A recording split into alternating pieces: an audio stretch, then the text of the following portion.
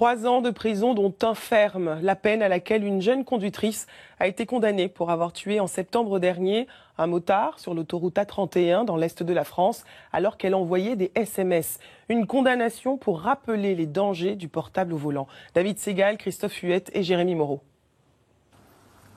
6 mois après le drame, Catherine ne peut toujours pas ranger les affaires de son mari. Il y a toutes ses vestes, sa montre.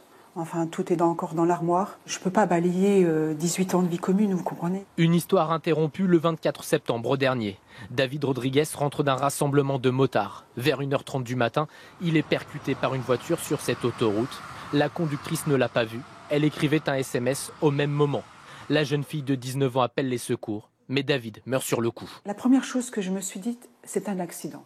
Avec l'enquête qui a été faite, il a été quand même démontré que cette jeune fille a fait beaucoup d'SMS avant le choc. Au total, la conductrice a échangé 11 SMS à vive allure. Elle roulait à plus de 100 km/h, limite qu'elle ne pouvait dépasser en tant que jeune permis. Des circonstances aggravantes qui ont poussé la justice à la condamner à 3 ans de prison, dont un ferme.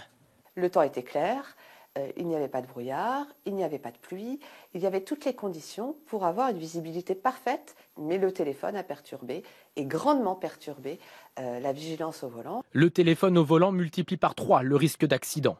Catherine se bat désormais pour faire passer ce message auprès des automobilistes. Elle est même prête à le faire avec la conductrice. Je n'ai pas de haine contre cette jeune fille. Si on veut faire bouger les choses, il faut que ça soit un combat des deux parties, des deux côtés. La jeune femme étudiante en droit n'a pas souhaité répondre à nos questions. Après avoir fait appel de sa condamnation, elle a décidé de retirer cet appel, preuve qu'elle accepte sa peine d'après son avocate.